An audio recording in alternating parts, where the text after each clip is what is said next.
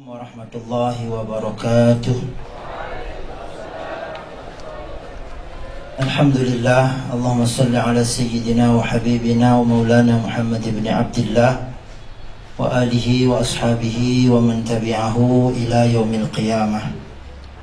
Yang sangat Tuan muliakan Abu di Serambi Aceh, Abu Ketua MPU serta gure-gure yang lain, beserta yang Tuan banggakan para santri dan santriwati yang pada hari ini telah diberi kesempatan untuk berkumpul di tempat ini. Nyo Tuan ya damah ialam lautnya. Sebenarnya sangat tidak pantas saya berada di sini, tapi saya di sini bukan menyampaikan materi, tapi lebih kepada membagi sedikit pengalaman kepada adik-adik pada santri khususnya. Dan kami sangat memohon kepada guru-guru kami kalau ada yang keliru yang kami sampaikan, agar kami ditegur, kami diingatkan, diluruskan. Kami diberi tema peran santri dalam pembangunan. Siapa santri? Apakah kita yang hadir di sini adalah santri? Susah untuk mencari sebuah definisi yang tepat untuk santri. Siapa santri? Santri adalah pelajar, penuntut, pencari ilmu Islam yang menetap di satu tempat. InsyaAllah itulah santri. Baik di bangunan permanen atau di menasah, atau di tempat, di pondok-pondok khusus mereka pelajari ilmu agama Allah, itulah santri. Tapi kalau yang mereka pelajari bukan ilmu agama, tidak disebut santri. Mungkin disebut siswa boarding, siswa mondok. Ada sekolah SMA, siswanya atau SMP, siswanya diinapkan. Jadi siang malam di situ. Mereka salat jamaah juga seperti santri, tapi tidak mempelajari ilmu khusus agama. Itu tidak disebut santri. Itu namanya siswa atau siswi atau pelajar. Berarti insyaAllah adik-adik yang di bawah tenda, di belakang, berarti kita adalah santri. Lalu nanti kita lihat apa peran kita dalam membangun negara yang kita cintai ini. Apa peran kita dalam membangun bangsa yang sama-sama kita cintai ini. Tapi sebelumnya saya ingin sebut dulu apa ciri khas santri. Pertama, ciri khas santri itu sarungan, muijakro. InsyaAllah orangnya santri mandu muijakro. Karena memang di mana-mana di Aceh, di luar Aceh, santri itu memang sarungan. Dan ada yang pakai sepatu, tidak masalah. Nanti adik-adik kalau mau pakai sepatu dengan kain sarungnya, pakai sepatu, pakai jas, pakai kacamata, tambah dasi, tetap santri. Jadi santri ciri khas pertamanya adalah sarungan. Yang kedua, santri itu mempunyai sifat tawadhu, rendah hati. Dan mungkin, boleh jadi, maaf, saya punya guru yang sudah berpulang ke rahmatullah pada saat tsunami. Beliau hanya mampu baca tulis. Beliau tidak sekolah. Mungkin pada saat itu sekolahnya SR. Dan pada saat saya di Serambi Mekah, saya sudah selesai S1. Mau menyelesaikan S1. Kalau di sisi sekolah, saya jauh lebih tinggi daripada beliau. Tapi dalam agama ini, adik-adik sekalian, kita murid ibarat gelas, santri ibarat cirek. Kalau gelas lebih tinggi dari cirek, guru, haru langkah. Dan ini mudah-mudahan saya lebih tua dari adik-adik semua, dari adik-adik santri.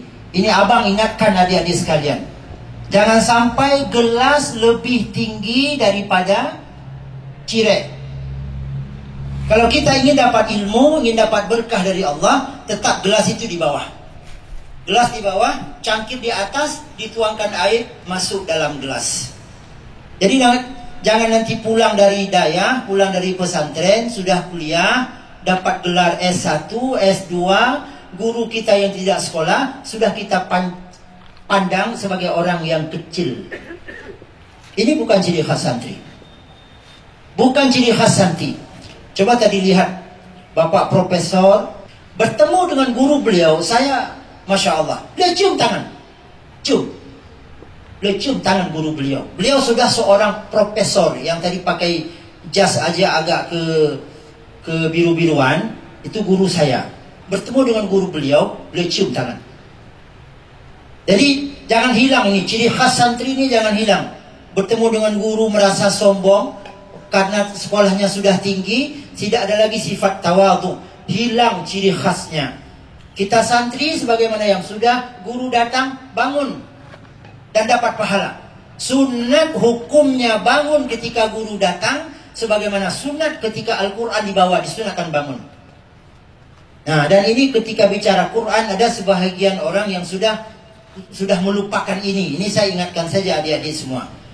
Baca Al-Quran tapi tidak sujud.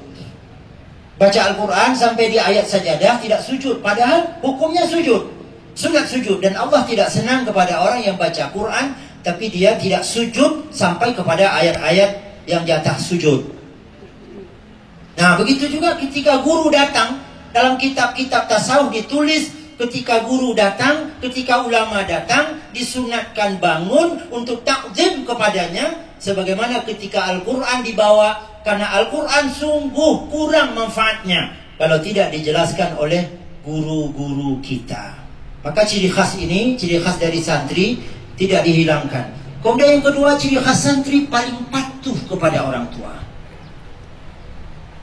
Jadi kita supaya tidak durhaka dari dekat dan dari jauh. Kalau dari dekat mungkin kita patuh, tapi dari jauh kalau adik-adik belajar, ayah tanya, ibu tanya, gimana? Oh, alhamdulillah ya, long belajar sampai orang malam badai keroi, yang durhaka. Jadi laporan ke orang tua, bagus banyak doanya. Kau apa nyo, kau apa je. Pokoknya yang lu apa ayah hanji kau di. Pokoknya tengok di luar ayah hantar ku pi. Ya lah hantar ku.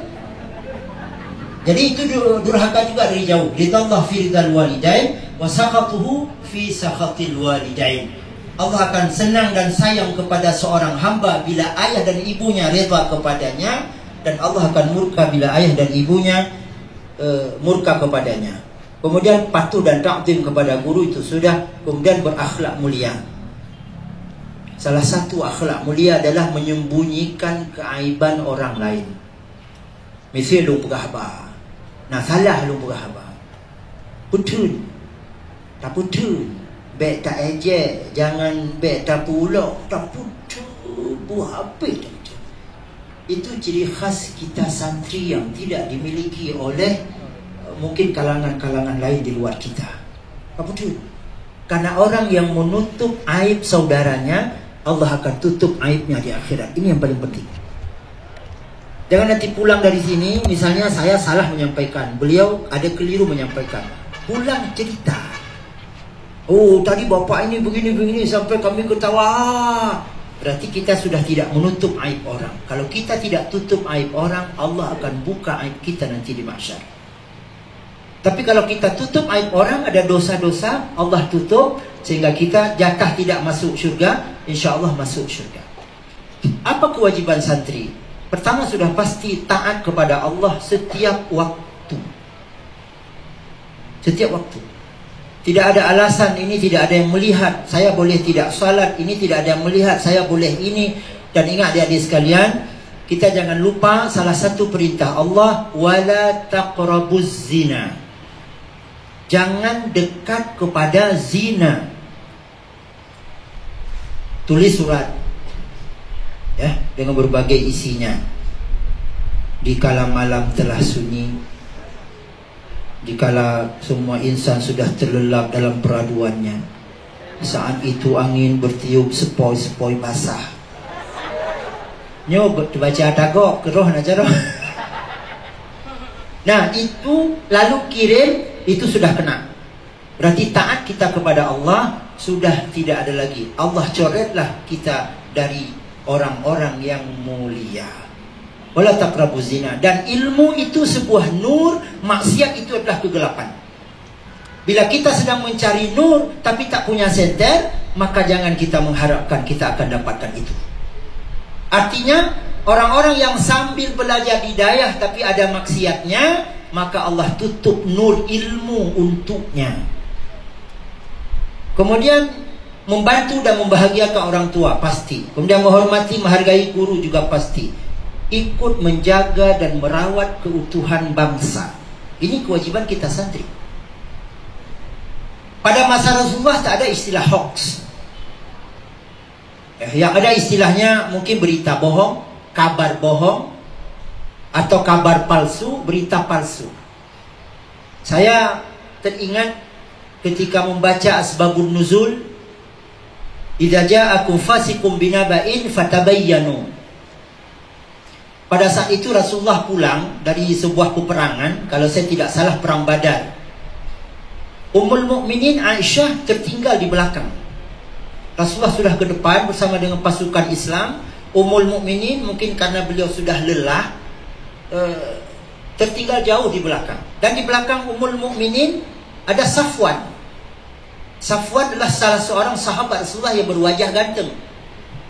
Safwan melihat Ummul Mukminin di depan, beliau lambatkan kuda beliau untuk menjaga dan mengawal Ummul Mukminin Aisyah yang ketinggalan di belakang pasukan. Lalu orang-orang Quraisy melihat ini, oh manyok pacat, nyok tak puancu Muhammad. Lalu mereka paculah kuda mereka dengan cepat sampai kepada Nabi. Kira-kira begini mereka sampaikan, Muhammad, mutuahkah? Mutuah kata Muhammad, kepada umat engkau sampaikan tak boleh berbuat jahat, tapi istrimu selingkuh di belakang. Uman marah Rasulullah. Marah Rasulullah. Padahal Safwan, beliau tugasnya di belakang mengawal Ummul Mukminin. Tapi Rasulullah karena di satu sisi juga manusia biasa, sama seperti kita, tersinggung, terpancing emosinya. Sampai Rasulullah akan mencambuk, akan menghukum Safwan karena dianggap telah berbuat serong dengan Ummul Mukminin. Lalu Allah turunkanlah, ya ayyuhalladzina amanu idza ja'akum fasiqun binaba'in fatabayyanu. Wahai orang-orang yang beriman, jika datang sebuah berita kepadamu, cross check dulu, periksa dulu. Nah, ini di zaman corona ini berapa banyak fitnah. Mudah-mudahan kita santri terselamatkan. Berapa banyak fitnah, berapa banyak menjelek-jelekkan orang lain, berapa banyak berita hoax yang tersebar di mana-mana. Kita tak boleh vaksin. Kalau kita vaksin katanya setelah 2 tahun kita akan mati. Kita tak boleh vaksin karena vaksin ini adalah pembunuhan massal. Dari mana berita itu? Dari mana berita itu? Bahkan sampai ada yang berani berkata bahwa orang-orang yang di atas sana, di Jakarta sana, karena sudah makan uang yang banyak sekali, sehingga diperintahkanlah vaksin begini. Dari mana beritanya itu? Kita santri tak boleh termakan. Dan ini termasuk bahagian, mungkin ada sebuah skenario besar ini untuk menghancurkan bangsa kita. Bangsa yang besar ini, kita dibuat terkotak-kotak. Yang sudah pahamnya begini terus dihasut, yang sudah pahamnya begini terus dihasut.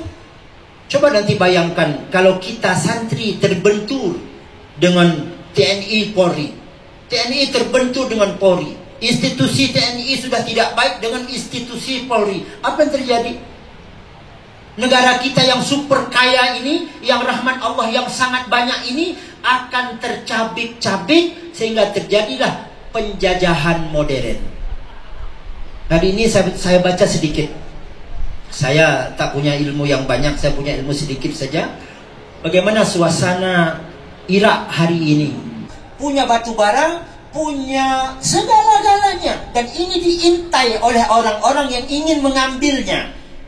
Lalu kita dihasut dengan berbagai isu suntik vaksin, isu berbagai macam. Maka kita santri sekali lagi, sebagaimana dulu leluhur kita berjuang memerdekakan Indonesia ini dari tangan penjajah, maka kita santri wajib merawatnya. Jadi kalau ada masalah kita tidak paham, tidak usah bahas. Oh, saya tak mau vaksin, ya tak mau lah. Kenapa kau tak mau vaksin? Pokoknya aku tak mau, selesai. Tapi kalau kita pura-pura tahu, oh bahwa ini begini, oh ini begini, ini begini, Masya Allah. Coba kita lihat misalnya 4 imam mazhab memberikan contoh yang sangat baik kepada kita. Imam Syafi'i dengan Imam Malik. Imam Syafi'i suami istri salaman batal wudu. Apa alasan Imam Syafi'i? Karena maaf, pada laki-laki ada yang namanya madhi. Madhi itu keluar pada saat seseorang terangsang, tapi terangsangnya tidak terangsang full. Maaf, saya tidak punya bahasa lain. Dan ada kemungkinan ketika laki-laki bersalaman dengan perempuan, si laki-laki terangsang, keluar madhinya, batal wudunya. Karena salah satu yang batalkan wudu, khuruju syai'i min ahadis sabilain. Keluar sesuatu daripada salah satu dua jalan. Tapi Imam Hambali tidak. Imam Hambali salaman tidak apa-apa. Maka kalau orang-orang di Mekah tawaf, suami istri itu pegangan tangan sambil tawaf. Apakah Imam Syafi'i secara kontan menyalahkan Imam Hambali bahwa selain pahamku salah, yang benar adalah pahamku, paham Hambali itu salah? Tidak. Jadi sama-sama saling menghargai. Bahkan saya juga pernah dengar Imam Syafi'i ketika pernah salat subuh, Imam Malik yang menjadi imam, karena Imam Malik tidak kunut, Imam Syafi'i tidak kunut. Ketika Imam Malik salat subuh bersama Imam Syafi'i yang menjadi imam baca kunut, Imam Malik juga baca kunut. Maka saran saya sekali lagi pada adik-adik santri, tahan diri agar tidak terpancing dengan berbagai isu, dan mungkin ini kita sedang dipancing. Sedang dipancing-pancing, dan riak-riak perpecahan itu sudah terlihat dari berbagai macam. Jadi kalau kita tidak awas, nanti kita bangsa yang besar ini akan dilahap oleh bangsa lain setelah kita terkotak-kotak sehingga hancurlah kita. Bagaimana cara kita santri berkiprah dalam pembangunan? Maaf, jangan ada yang berfikir, Tengku kamu buji ke tukang bangunan. Baru kun santri berkiprah di bidang bangunan, puji ke tukang plaster, tukang pasang keramik, tukang pasang bubung. Ini yang berhasil saya tangkap. Ada beberapa cara santri berkiprah dalam pembangunan, tapi saya bagi dalam 2 judul besar. Pertama, santri belajar dengan sungguh-sungguh sehingga mempunyai ilmu yang cukup, walaupun cukup itu nanti relatif, sehingga dapat ikut aktif dalam menyelamatkan bangsa ini dari kehancuran. Dulu ketika saya masih kelas 1 di Dayah, ada yang mengatakannya pelajaran matematik ada kafe ya. Bek murno ya. Pelajaran matematik itu pelajaran kafir. Tidak perlu pelajari. Tapi kalau kita tidak mampu matematik, bagaimana kita bagi? Ada yang dapat warisan setengah, ada yang dapat warisan 1/4, ada yang dapat warisan 1/8. Dan pernah saya tes, 1/4 dari 100 berapa? 1/4 dari 100, 90. Betul? Betul adik-adik? 1/4 dari 100, 90. Betul? Salah, yang betul? Betul? 6. 1/4 dari 100 betul? 25. Berarti nomor matematik. Matematik itu pelajaran Rasulullah dan pelajaran langsung dari Allah. Allah yang sebutkan dalam Al-Quran ada 1/8, ada yang setengah, ada yang 1/6, ada 2/3. Berarti secara tidak langsung Allah berfirman, hei belajarlah matematik. Secara tidak langsung Rasulullah berkata, hei pelajarilah matematik. Karena kalau kau tak paham matematika, bagaimana kau akan membagi harta warisan bila ada orang yang meninggal dunia? Hari ini kita pelajari, kita ditunggu adik-adik sekalian. Mudah-mudahan tidak terulang seperti pengalaman ini, kisah nyatanya. Ketika saya diserang di Mekah, dan saya sering sampaikan di tempat-tempat saya memberikan tausiah, kalau boleh disebut tausiah, kecuali pada khutbah Jumaat, takut orang tertawa. 6 bulan setelah tsunami, saya di Serambi Mekah, ada seorang bapak-bapak datang. Nyo basajeh cerita hana mangat Indonesia. Tungku nyo ilung ka lun sumayang. Mau ronya kon? Alah maklumlah tungku. Nyo kau sumayang tungku. Mapa kon kan sumayang bang? Lu kalau langsung ilao tungku. Ilao dak gop puji pegah li gop ingo bau halu petik. Tapi nyo matri lain balon tu. Kalau terus je long dang haji besar. Lu kalau langsung ilao jingok bau, maka lu semayang tunggu. Cuma ayat semayang lu kat tamu tu tadi lu purno lu tunggu.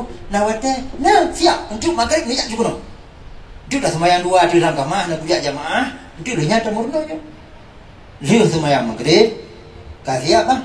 Ka nak khun juga, nyo pui dah ku khun aku. Ku khun sali semayang maghrib le ko khun. Nyo ni dengar sali semayang maghrib nya. Nyo tunggu baik takut-takut, nya salah lu purno tunggu. Get lu bagai insya-Allah. Ni betul-betul tunggu. Lu kok ji kumunji kumurno get bang nak khunju. Bismillahirrahmanirrahim. Ni usalli semua maghrib. Usalli sunnatan muslibi. Salasa raka'ataini mutaqabbilan qiblati lillahi ta'ala. Yang cipu makna tiga so jarang bahasa Arab. Usalli sunnatan muslibi. Sahaja lu semayang sunat muslim. Salasa raka'ataini raka'aji 2 atau alhay atau 2. Mutaqabbilan qiblati hanya lebih makna lillahi ta'ala, karena Allah ta'ala. Itu kita ditunggu adik-adik sekalian. Dan saran saya kepada adik-adik santri, belajarlah yang tuntas walaupun sedikit. Coba, saya ingin 1 contoh atau 2 contoh. Bala dengan bala. Saya kalau berangkat umrah, dan mungkin dengan doa dari seorang nenek yang mendoakan saya, atau dari doa orang tua, dan mungkin juga doa guru-guru, saya dari 2017 sampai 2019 sudah 7 kali berangkat umrah tanpa pakai uang, dibawa orang. Lu tinggal Tungkong berangkat kong. Dia tunggu dia lu pakai baju jubah putih, pakai baju jubah warna putih, lu pakai jatuh tulen, pakai gelang ngak hiu Arab. Pakai kacamata. Dia luluh baca cermin kamari orang Arab, kahi orang Arab. Itu real orang Arab. Antara Indonesia. Ada orang Indonesia. Ya, kita dah sebut. Nyai sebut, aiwai long sebut bala. Bala anak Indonesia. Betul, lu orang Indonesia. Bala ba panang la panjang. Munya lu sebut bala, lu yakin ikham orang Arab pilkul-pilkul ikham. Karena beda arti. Kalau bala artinya benar, kalau bala artinya dohi. Ya kan? Bala ya bulu baulan artinya kencing. Ditanya, anta Indonesia, engkau orang Indonesia, bala kencing pak, kencing. Sakit boleh orang sebut. Maka harus tuntas. Tasrif yang dipelajari tuntas. Bahkan kalau saya menyarankan tasrif dari beberapa tempat harus ganti iramanya. Biasa dibaca fa'ala, fa'ala, fa'alu, fa'alat, fa'alata, fa'alna, fa'alta. Hana mutuh banyak, nama mutuh banyak. Kalau saya ajarkan tasrif, maaf, ini tidak menggurui, contoh saja. Fa'ala, fa'ala, fa'alu, fa'alat. فعلتا فعلنا فعلت فعلتما فعلتم فعلت فعلتما فعلتن فعلت فعلنا. Sehingga nampak, oh ini panjang, ini tidak. Kalau yang panjang ini dhamirnya, yang tidak panjang ini dhamirnya. Tuntas. Iyyaka na'budu, contoh besar.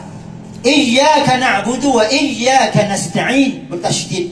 Wahai Allah, hanya Engkau yang kami sembah dan hanya kepadamu kami mohon pertolongan. Coba hilangkan tasydidnya. Iyyaka na'budu wa iyyaka nasta'in. Wahai matahari, hanya Engkau yang kami sembah, dan wahai matahari, hanya kepadamu kami mohon pertolongan. 1 tasydid.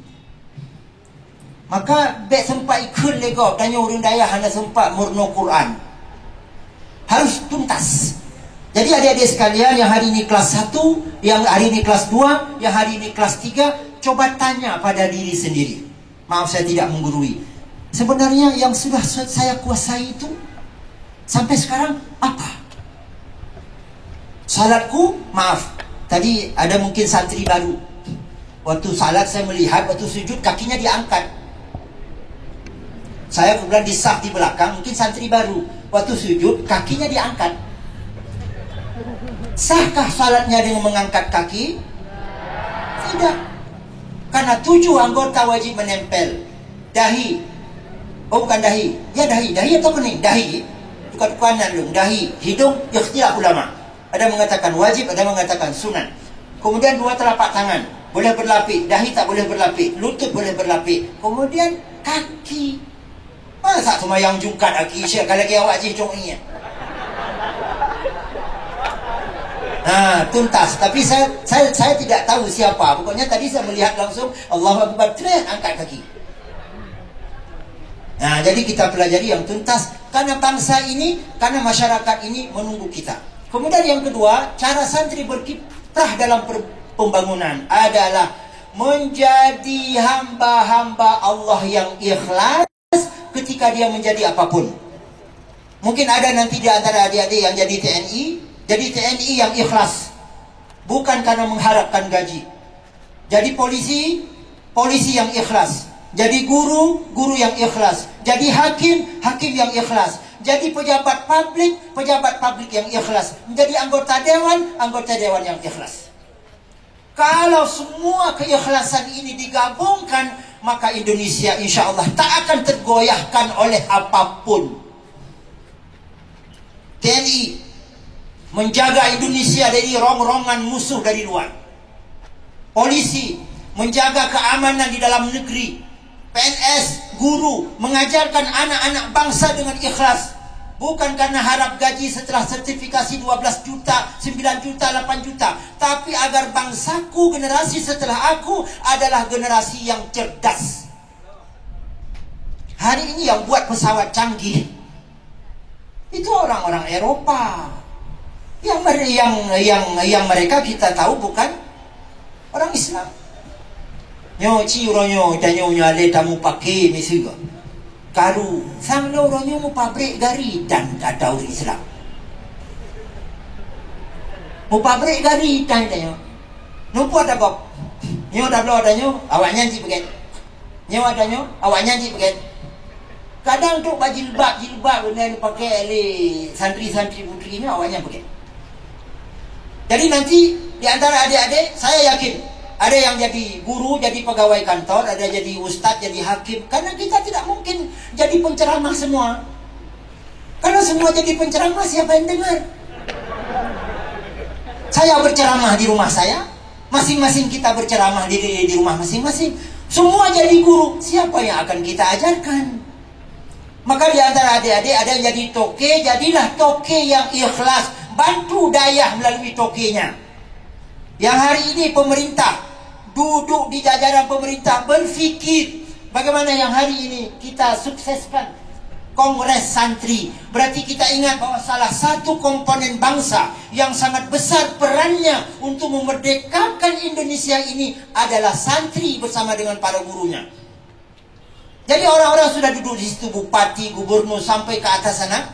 Tapi alhamdulillah Bapak Presiden kita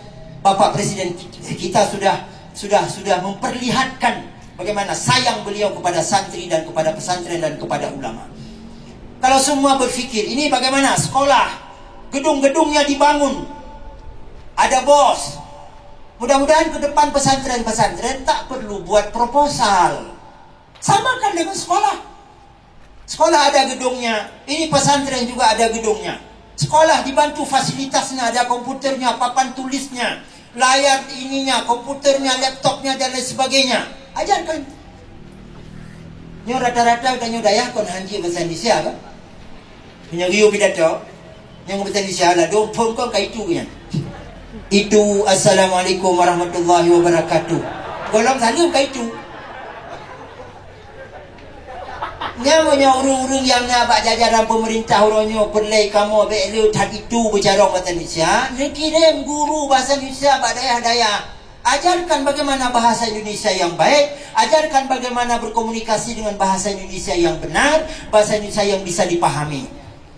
Soal mengajarkan kitab dengan bahasa Aceh tidak salah. Saudara-saudara kita di Jawa mengajarkan kitab dengan bahasa Jawa. Baklong nak santri perpindahan dari Jawa. Gubuk Jawa, belum tanya, ibang di Jawa. Ngebahasa Jawa dengan sungguh bingung lu hanungpu. Tidak masalah mengajarkan kitab dengan bahasa daerah, tapi bahasa Indonesia kita juga perlu. Kaman tak lebih pidato, kaman tak sungguh. Lagi ada buat awak kantor bupati, atau abang-abang yang baca yo lagi buat, atau abang-abang yang baca kuneng yo lagi buat. Sungguh tu. Kitab Taharati bermula ini itu kitab taharah. Tak bingung awaknya. Yang bermulanya bahasa Indonesia bermula berarti berawal. Berawal dari ini, berakhirnya kepada itu. Apa? Tapi orang gantung bahasa kitab taharah, ini kitab taharah. Nah, langsung mufhum.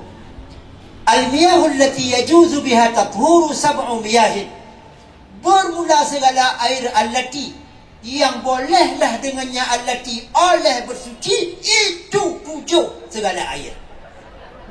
Nyen monya bunuh sakit si tengok, monya awaknya tengok tak apa sakit.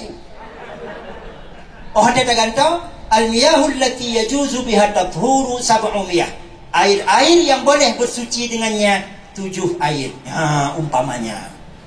Jadi berarti luntuan itulah yang dapat luntuan sampaikan. Wassalamualaikum warahmatullahi wabarakatuh. Waalaikumsalam.